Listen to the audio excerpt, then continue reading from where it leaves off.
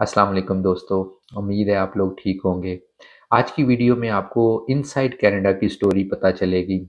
Canada में job कैसे चल रही है, कनाडा में रेंटल हाउसेस और जो कनाडा के हालात हैं उनके बारे में, जो लोग एज ए विजिटर आए हैं उनके साथ क्या हो रहा है और वो किस तरह अपने आप को सक्सेस कर रहे हैं, और जो लोग यहाँ पे पहले रह रहे हैं और ये जो लोग बता रहे हैं कि कनाडा में कुछ नहीं बचा, आज हम इसके बारे में बात करेंगे। उम्मीद है कि आप इस पूरी वीडियो को लाइक करेंगे। मैं कोशिश करता हूँ कि आपको ऐसी इन्फॉर्मेशन दूँ जो आपके फ़ायदे की हो। तो चलें वीडियो का आगाज़ करते हैं।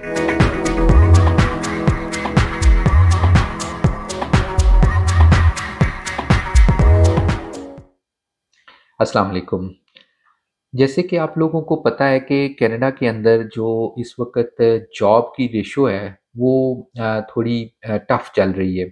इसलिए चल रही है कि जो कनाडा के नंबर्स आ रहे हैं उसमें बहुत सारे ऐसे नंबर्स हैं जो कि मिक्स्ड हैं। जैसा कि हमारे पास जो हर साल स्टूडेंट आते हैं, फिर हमारे पास हर साल जो प्रोग्राम एक्सप्रेस एंट्री से लोग आते हैं, और दूसरी जो स्ट्रीम्स हैं एक्सप्रेस एंट्री के अलावा, जो बिजनेस स्ट्रीम्स हैं या जो रूरल स्ट्रीम्स हैं या जो हमारे पास स्किल्ड बेस्ड स्ट्रीम्स हैं, उसके हिसाब से जो लोग आते हैं। अभी जो डाटा हमें बता रहा है कि इस साल जो विजिटर वीज़ा है या हमारे पास जो स्टूडेंट्स हैं, वो जो एक कनाडा की कैपेसिटी है उससे ज़्यादा आगे हुए हैं। कनाडा की अगर कैपेसिटी ऐसे बता देते हैं कि अगर कनाडा की कैपेसिटी 1 मिलियन है, तो इस साल जो 3 मिलियन लोग आए हैं, 2 मिलियन लोग एक्स्ट्रा आए हुए हैं कनाडा के अंदर। उसमें हर बंदा इंक्लूड है, स्टूडेंट है, इमिग्रेंट्स, इमिग्रेशन के जितने बाकी स्ट्रीम्स के प्रोग्राम हैं वो आते हैं। अब जो सिचुएशन चल रही है कि जो लोग स्टूडेंट हैं, अब आप देखें कि स्टूडेंट्स के पास जो एक ओपन वर्क परमिट होता है, उसकी बेस के ऊपर वो काम कर लेते हैं। तो जो अब स्टूडेंट्स हैं, वो इतने ज़्यादा हैं कि उन लोगों को खुद स्टूडेंट्स को जॉब नहीं मिल रही, कि उनके जो वर्क परमिट के ऊपर उनको जॉब के जो आवर होते हैं, वो बहुत शॉर्ट मिल रहे हैं। तो इन बिटवीन जो हमारे नए इमिग्रेंट्स आए हैं, जो पीआर आए हैं, जिनको वर्क करने की एलिजिबिलिटी है, वो जॉब्स ढूँढ रहे हैं। वो जॉब के लिए भी जो है मार्केट के अंदर इन है, उनके लिए भी एक लाइनअप चल रही है। फिर आगे जब हम लोग विज़िट के ऊपर आ गए हैं, क्योंकि ना तो हमारे पास कोई वर्क एलिजिबिलिटी है और ना ही हमारे पास कुछ इस कनाडा का एक्सपीरियंस है। हम लोग तो सिर्फ़ एक विज़िट वीज़ा लेके जो है ना वो कनाडा में आ गए हैं, उसके ऊपर आके हमने जो है ना वो काम ढूँढ रहे हैं।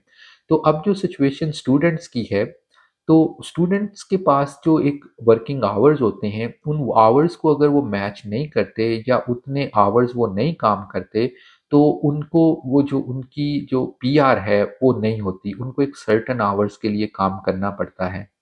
तो इस सर्टेन आवर के साथ में अगर उनके एक जो अर्निंग का जो उनको कनाडा गवर्नमेंट ने अलाउ किया हुआ है, अगर वो उतनी अर्निंग भी नहीं करते, तो उनके पास जो उनके जो एक्सपेंस हैं, वो नहीं पूरे हो रहे।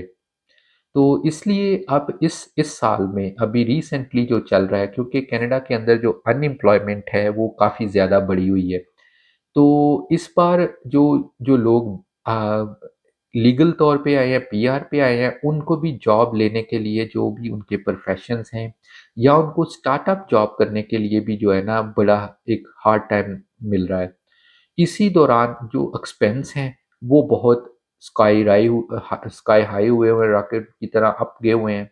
क्योंकि जो हमारी नॉर्मल ग्रोसरी होती है, एक आम नॉर्मल फैमिली की, वो एक $400 तक की वीकली ग्रोसरी आती थी, $400, राइट? अब जो वो ग्रोसरी है वो इंक्रीज़ कर गई है ऑलमोस्ट 900, 800, 900, और कुछ कुछ ऐसी फैमिलीज़ के अंदर $1000 की एक ग्रोसरी हुई हुई है। तो अगर आप अनएम्प्लॉय हैं, आपके पास कोई जॉब नहीं है, आपके पास जो ग्रोसरी है वो नहीं ले पा रहे, तो उस सूरत में जो मतलब मुश्किल आ रही है, वो बहुत डेंजरस है। बेसिकली अब यहाँ पे जो डिफरेंट ऑर्गेनाइजेशन होती हैं जो गरीब लोगों की मदद करती हैं, जिसमें एक बहुत फेमस ऑर्गेनाइज़र जिसको हम लोग फूड बैंक बोलते हैं। एक गवर्नमेंट लेवल पे फूड बैंक होता है, एक प्राइवेट एनजीओज़ होती हैं जो ये फूड बैंक रन करती हैं, फिर अपनी कम्युनिटीज़ होती हैं, जैसे कोई भी किसी कम्युनिटी में होता है, उस कम्युनिटी में फूड बैंक की जो है ना वो डोनेशन चलती रहती है। तो जो शॉकिंग नंबर हैं जिसके ऊपर इस सोसाइटी ने इस साल मतलब एहतजाज किया है या नोटिस किया है, उसके ऊपर फिर कनाडा गवर्नमेंट जो है वो सोचने पे मजबूर हो गई है। बेसिकली ये बात स्टार्ट हो रही है स्टूडेंट्स के ऊपर से, क्योंकि जो स्टूडेंट्स आते हैं वो भी इसी तरह ही आते हैं कि उन्होंने यहाँ पे आके काम करना होता है, फिर काम करने के बाद अपने बैक होम फैमिली जो होती है उसको सपोर्ट करना होता है, फिर यहाँ से स्टडी का खर्चा निकालना होता है।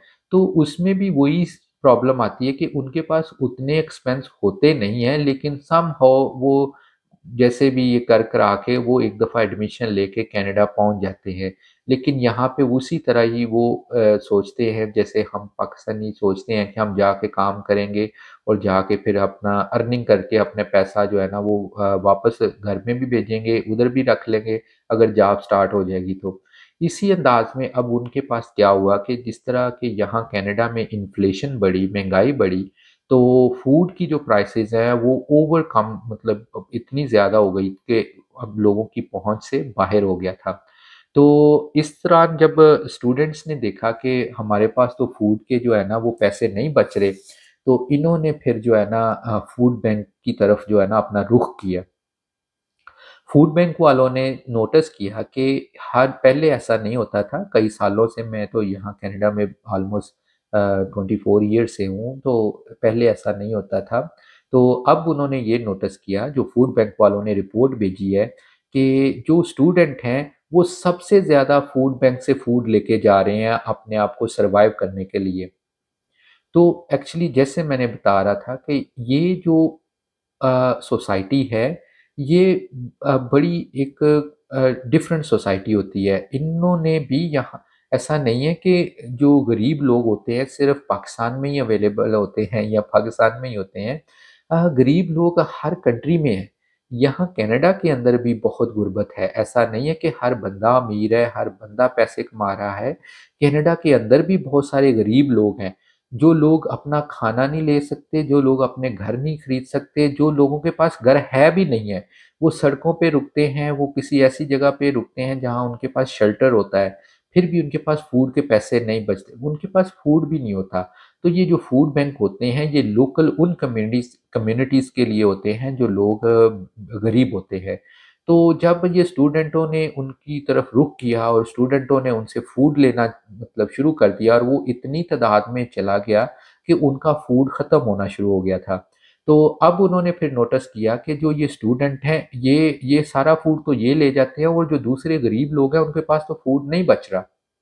तो फिर उन्होंने अब ये गवर्नमेंट को भेजा है कि ऐसे स्टूडेंट को वापस भेजें, या अब ये प्रोग्राम थोड़ा-सा चेंज करने जा रहे हैं कि इन्होंने आप भी सुनते आएँगे कि अब ये चाहते हैं कि स्टूडेंट अपनी स्टडी कंप्लीट करें और वापस अपने कंट्री में चले जाएँ और फिर दोबारा जो है वो इसी इमिग्रेशन प्रोग्राम के थ्रू आएँ जिस तरह आप लोग देख रहे हैं जो स्ट्रीम्स होती हैं।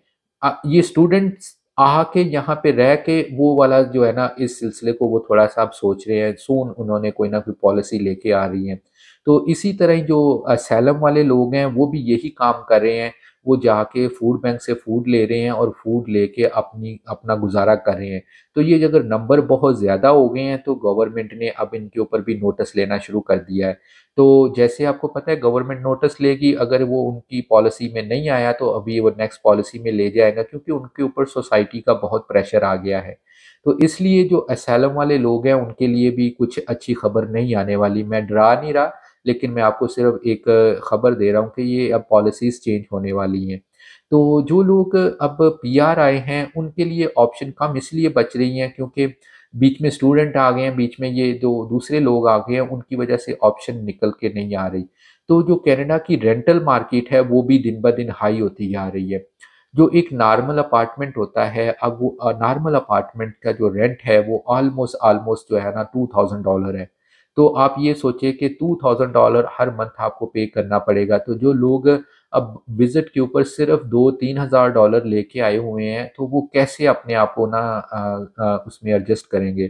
तो ये मुश्किल्स हैं क्योंकि रेज़िडेंसी लेना आसान नहीं है। रेज़िडेंसीज़ के लिए जो बेसिक टर्म है, आपको फर्स्ट एंड लास्ट मंथ का रेंट देना पड़ता है कनाडा के अंदर। अगर $2000 है तो अपफ्रंट आपको पहले मंथ $4000 दे के ही जो है ना आपको रेज़िडेंसी मिलेगी। ये मिनिमम है।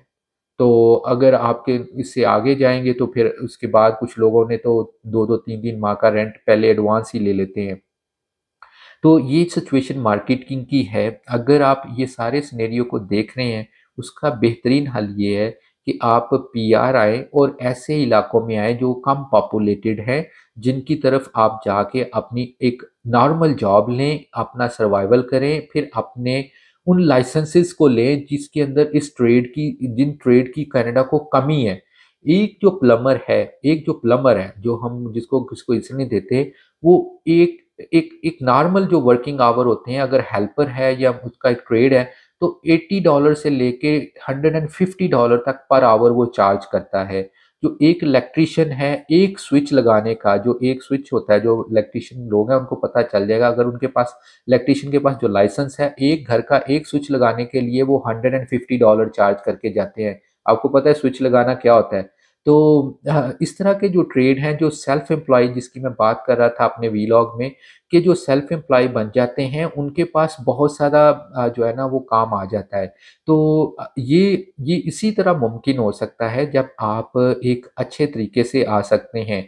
आप अच्छे तरीके को एक्सप्लोर करें, आपको बहुत ऑप्शन मिलेगी। अगर अ, आपको नहीं समझ आ रही तो फिर आप अपने आप को किसी लीगल रिप्रेजेंटेटिव के साथ में अटैच्ड करें, वो आपको बहुत अच्छे तरीके से गाइड कर देगा। देखें, जो एक कॉस्ट है वो तो पे करनी पड़ेगी। अब आप एलएमआईए की तरफ ना जाएँ क्योंकि एलएमआईए की कोई कोई कोई ज़रूरत नहीं है। जो मेरे बहन-भाई पढ़े-लिखे हैं, जिनके पास स्किल्ड हैं, उनको एलएमआईए की क्या ज़रूरत है? हाँ, थोड़ा-सा वेट कर सकते हैं। वेट यही होता है, आप साल 1 ईयर लाइक 6 मंथ, 8 मंथ आप वेट कर लें, कुछ बड़ी वाली बात नहीं है।